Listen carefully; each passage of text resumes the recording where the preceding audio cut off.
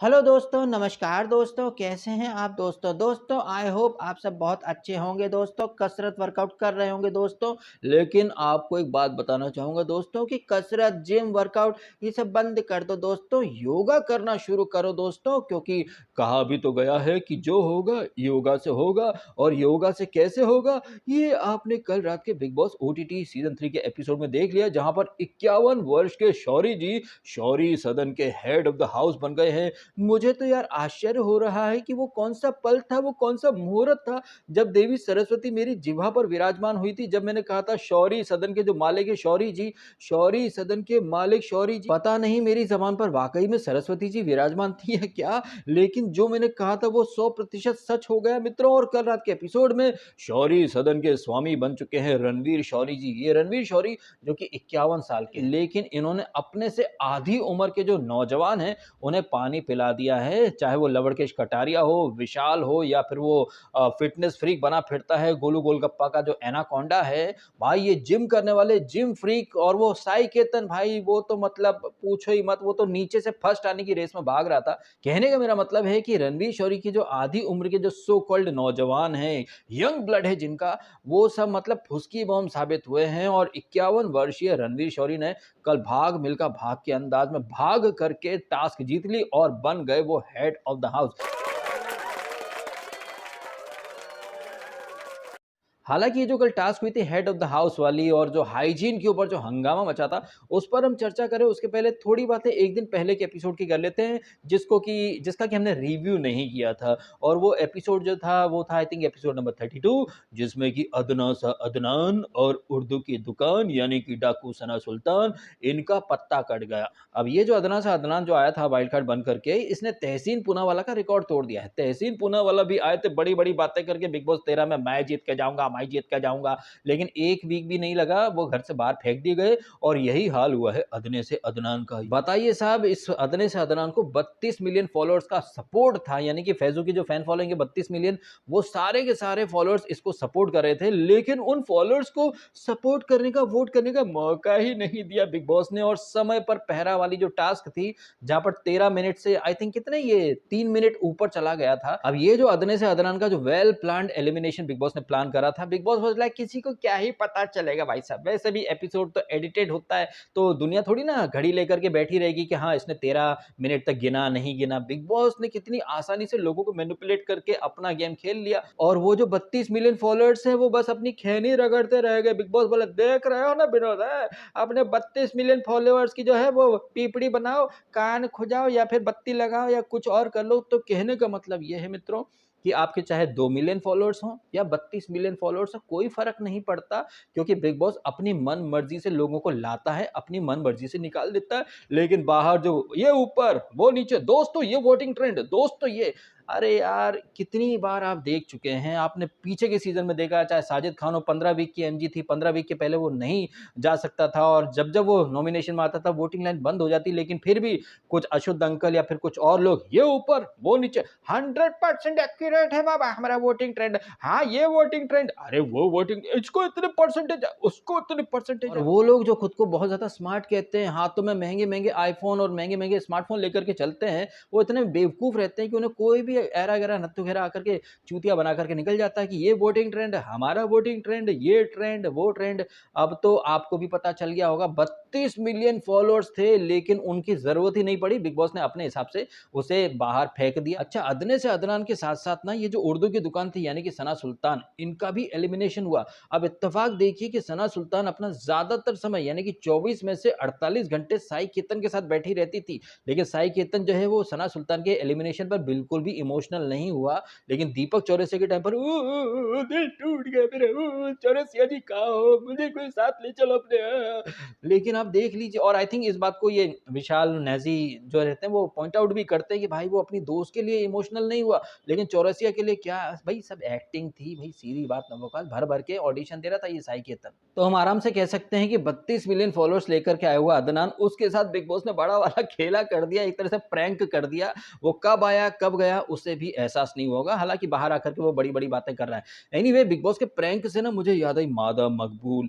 ये मादा मकबूल जब लास्ट वीक कप्तान बनी थी तो 24 घंटे भी नहीं हुए थे, इसकी कप्तानी बिग बॉस ने छीन ली थी और फिर अगले दिन एनाकोंडा को हेड ऑफ द हाउस बनाया था। और आपने देखा कल के एपिसोड में यही मादा मकबूल जो कि लास्ट वीक 24 घंटे की कप्तान थी, कल आपने देखा 24 घंटे छोड़ो, आई थिंक 24 मिनट भी ये बाहर वाला जो एक है इनका शिगुफा, वो बाहर वाला इसको बनाया गया था, लेकिन इसने तो विशाल को देखकर yes come on I did it, yes you know what I did it, तो ये वाले उसने जेस्चर दिया और बिग बॉस ने पकड़ लिया। तो ये मादा मकबूल जो समझ रही थी कि आहा बाहर वाला बन गया, अब तो भैया मजा ही मजे, मौजा ही मौजा, लेकिन नहीं, ये मादा मकबूल जो कि कर रही थी ये बचकानपंती ही साबित हुई उसकी एक बहुत बड़ी वाली भूल, क्योंकि उसने तोड़ दिया था घर का बड़ा वाला रूल और खुद को साबित कर दिया था अव्वल नंबर का फूल। तो ये मादा मकबूल जो कि अभी उछल रही थी, यस बाहर वाली बन गई, यस अब तो मौज ही मौज है अपनी, लेकिन नहीं, बिग बॉस ने आनंद फानंद में वो क्लिप दिखाई कि भैया देखो इन्होंने तो हिंट दे दी, और विशाल सर मैं तो गैस कर रहा था सर, नहीं मेरे से गैस कर रहा था, it was just a gas. वैसे आपने भी देखा होगा कि ये जो विशाल पांडे नाम का जो पदार्थ है टिकटॉकर,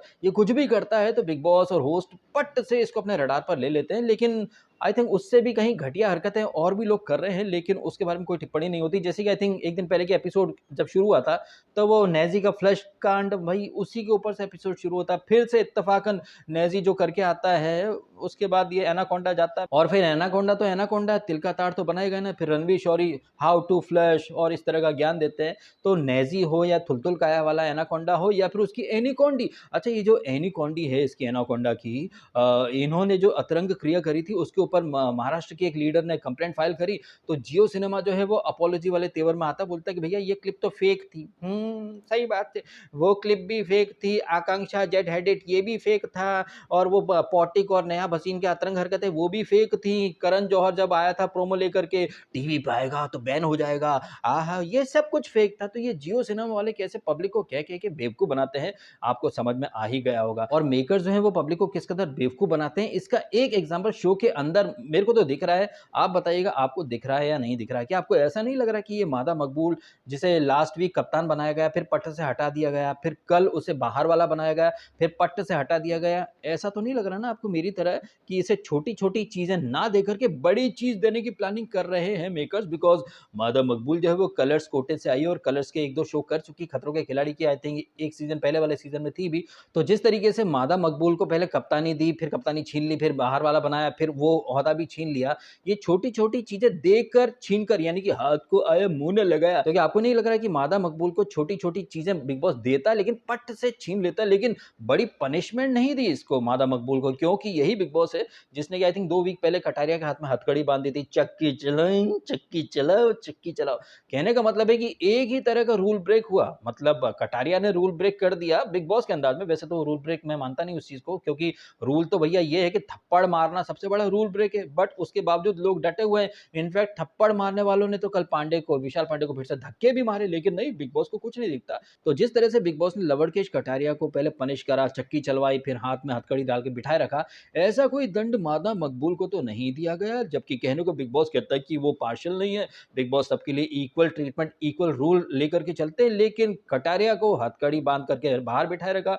वही मादा मकबूल के टाइम पर देखो ऐसा है कि भैया घर वालों का राशन नहीं आएगा, और घर वालों को तो मौका चाहिए, स्पेशली रणवीर शौरी, उनको तो भैया ऐसा है कि जैसे भूखे मर जाएंगे, जबकि बिग बॉस के करार में, कॉन्ट्रैक्ट में कि बिग बॉस किसी को भूखा नहीं मरने देगा। लेकिन किसी एक की वजह से अगर राशन नहीं आया, अरे ये नहीं आया, वो नहीं आया, गोलू गोलगप्पा एनाकोंडा सब चढ़ गए, जबकि यही एनाकोंडा आई थिंक 2 वीक पहले बोला था कि गैस का वो कनेक्शन काट देगा। मतलब ये अगर घर वालों को भूखा रखने की बात करें तो सही, किसी और की नादानी या बचपने से कुछ हो जाए तो भाई सब चढ़ पड़ते हैं। ऐसा दोगलापन आपने इसका गोलू गोलगप्पा उर्फ एनाकोंडा की एनीकोंडी का भी देखा होगा, जो कि कल रात के एपिसोड में हाइजीन के ऊपर शिवानी कुमारी को टोंट भी मार रही थी। हालांकि वो अपने छिले हुए गुर्दे दिखा रही थी, क्योंकि हेड ऑफ द हाउस वाली जो टास्क थी कल, वहां पर शिवानी बनी थी संचालक, और उसने गोलू गोलगप्पा को आई थिंक दूसरा या तीसरा राउंड था उसमें बाहर कर दिया था। हालांकि शिवानी का ये जो फैसला था उसके ऊपर ऑब्वियसली कृतिका और एनाकोंडा जो है उनको तो ऑब्जेक्शन होना ही था, और उन्होंने भर भर के शिवानी को टोंट मारने की, भर भर के सुनाने की कोशिश करी। वहां पर शिवानी के लिए स्टैंड लेता है विशाल पांडे। ध्यान दीजिएगा, शिवानी के लिए स्टैंड कटारिया नहीं लेता है, कटारिया अपनी अलग ही मौज में था। विशाल आर्ग्यूमेंट करता है उससे, एनाकोंडा से, और एनाकोंडा धक्का मुक्का मार देता है। हालांकि रियल टाइम में जब आपकी आंखों के सामने होता है तो काफी बार चीजें आप देख नहीं पाते हैं, आप कंफ्यूज हो जाते हैं। तो ऐसे में शिवानी का जो फैसला था उसको एक बेनिफिट ऑफ डाउट दिया जा सकता है, स्पेशली तब जब मैंने ये जो जितना फुटेज था स्लो मोशन में देखा, तो मैं क्या देखता हूँ कि पहले छोटी सी चड्डी पहनकर भाग रही गोलू गोलगप्पा जो है वो थोड़ी आगे रहती है, मादा मकबूल लंबी टांगों वाली मादा मकबूल पीछे रहती है, लेकिन एन मोमेंट पर अपनी लंबी टांगों का फायदा उठा करके मादा मकबूल एक छलांग मार जाती है, तो वो थोड़ी सी आगे आ तो जाती है। तो देखा जाए ना तो शिवानी का फैसला सही ही था, इतना कोई गलत था नहीं, लेकिन शिवानी के फैसले के ऊपर ऑब्जेक्शन वो लोग ले रहे थे जो खुद पावर में आते हैं तो खुद अपने लोगों को ही बचाते हैं। जैसे कि एनाकोंडा लास्ट वीक वो हेड ऑफ द हाउस बना था, तो उसने किन लोगों के नाम दिए थे, पांडे का, कटारिया का और मादा मकबूल का, उसने अपने ग्रुप के लोगों को बचाया ही था ना। लेकिन आपने देखा वो गोलू गोलगप्पा, अब तो लॉलीपॉप चूचू, अब ये कब, अरे तू झूठी है, तू झूठी है, तू झूठी है, तू अरमान जी ये देखो, अरमान जी ये तो जैसे कि तुम्हारे पति ने तो तुम्हारे ग्रुप के लोगों को नॉमिनेट कर दिया था ना। तो जब जिसके हाथ में पावर या अधिकार आता है वो अपने ही लोगों को बचाते हैं, लेकिन पोर्ट्रे ऐसे करते हैं कि वो कितने फेयर खिलाड़ी हैं, कितना अच्छा गेम खेलते हैं भाई। ये आप हर सीजन में देख चुके हैं, इनफैक्ट आप आने वाले दिनों में भी देखेंगे, शायद आज ही देखेंगे। रणवीर को पावर मिला है तो वो अपने ग्रुप के लोगों को बचा लेंगे, एनाकोंडा को बचा लेंगे और सामने वाले को नॉमिनेट कर देंगे। तो यही चीज ये विशाल पांडे, कटारिया या शिवानी करे तो फिर इन लोगों को दिक्कत होती है भैया। एनीवेज यहीं से गोलगप्पा और ये शिवानी के बीच में एक जंग की शुरुआत हो जाती है। बीच में ये टास्क चलती रहती है जिसमें एक एक करके ये पहले तो साई केतन, बॉडी बिल्डर साई केतन भाई साहब, ये रेस से सबसे पहले बाहर हो जाते, बोलते हैं एक्सक्यूज क्या देते हैं, मैंने चाहता था कि मेरे वजह से किसी को धक्का लगे इसलिए ना मैं जानबूझ के हार गया। अच्छा क्या बात है भाई। साई केतन के पीछे पीछे ये फिटनेस फ्रीक की जो फिटनेस फ्रीक वाइफ है, आधी चड्डी पहन के घूमने वाली गोलगप्पा, ये भी बाहर हो जाती है, नेजी भी बाहर हो जाता है। एक एक करके ये सब बाहर होते जाते हैं। बीच बीच में एक दूसरे को रोस्ट भी करते हैं, एक दूसरे को टॉन्ट भी मारते हैं। लेकिन जो जगह थी जहां से इनको मतलब दौड़ के आना था, वहां पर एक साथ आई थिंक 3 या 4 लोग ही एक साथ दौड़ सकते थे। जैसे कि नेजी जिस जिस फ्रेम में दौड़ रहा है, आप देख सकते हैं बीच में काफी सामान वगैरह पटक रखा था। और जिस तरह से ये ट्रैक या जो रास्ता डिजाइन किया गया था, पता नहीं कि मुझे ऐसा लग रहा था कि बिग बॉस पर्पसली चाहता था कि धक्का मुक्की हो, एक दूसरे का पुश लगे, फिर झगड़ा हो। पता नहीं क्यों मेरे को ऐसी वाइब आ रही कि ये झगड़ा कराने की एक टेक्निक। हालांकि जैसा कुछ झगड़ा बिग बॉस ने सोचा होगा वैसा कोई झगड़ा धक्का मुक्की तो नहीं हुई, लेकिन छोटी मोटी पानीपत की लड़ाइयां हुई हैं और इस लड़ाई को एंड में जीत गए हैं 51 वर्षीय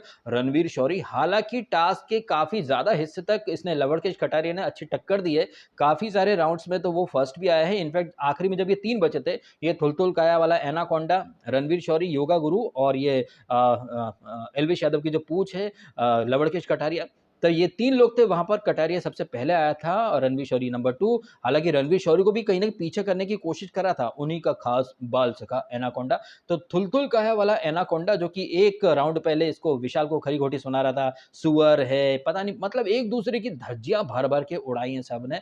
कोई भी किसी से कम नहीं था भाई साहब। अगर उसने सुअर बोला तो इसने भी उसको पता नहीं क्या क्या बोला, काफी सारे वर्ड्स तो म्यूट कर दिए गए थे। उसके बाद बिग बॉस कहता है कि भाई वो फैमिली ओरिएंटेड शो है, आहा गाली गलौच हो रही है, पर्सनल जा रहे हैं, भद्दी भद्दी चीजें हो रही है।